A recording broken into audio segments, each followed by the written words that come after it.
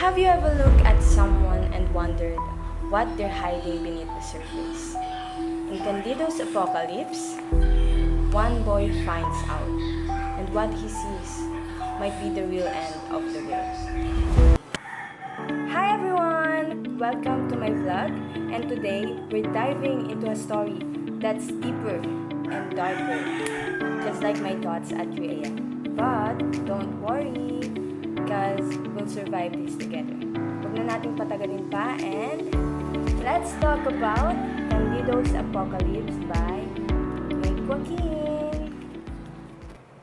Candido's Apocalypse is a novella written by Joaquin, one of the Philippines' national artists for literature. If you've read any of his works, you know he loves mixing reality with symbolism. The kind that makes you pause, stare at the ceilings, and ask, ano na naman kaya ang ibig sabihin nito? What made him iconic is how he explored topics like identity, society, and morality. So this story is no different. It's haunting, impactful, and honestly, it is surprisingly relatable. So what actually happens in Candido's Apocalypse? Let's talk about that now. So the story follows Bobby Heredia, a 17-year-old who discovers he has a very strange ability. He can see through people. You may think that it is something about seeing someone's true colors, but in this book, he can see unexplained vision. He sees through skin, clothes, muscles, and straight to the bones. You may find it interesting and funny, but for Bobby Heredia, he sees his ability as something terrifying.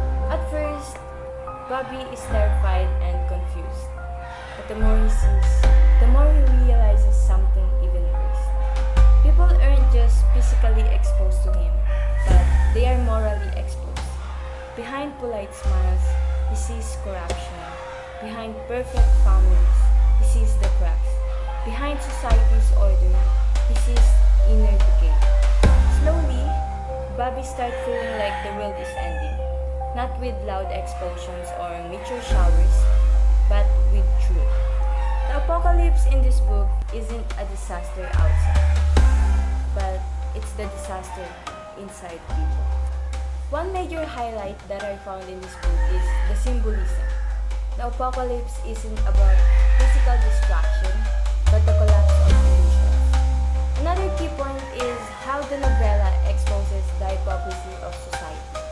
Joaquin, or the main character of this book, shows how people pretend to be good, moral, and proper, pero sa loob pala, may mga bulok na tinatago. While reading this book, what struck me the most is how the book reveals the uncomfortable truth that sometimes it's not the world that's ending, it's our illusions. It made me think about how much of what we see in people is just surface level, and how scary is it when that surface breaks.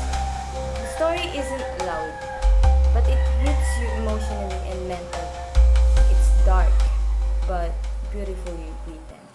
So why should you read Candido's Apocalypse? This book is not just a story, it is an experience. It challenges how we see others and ourselves.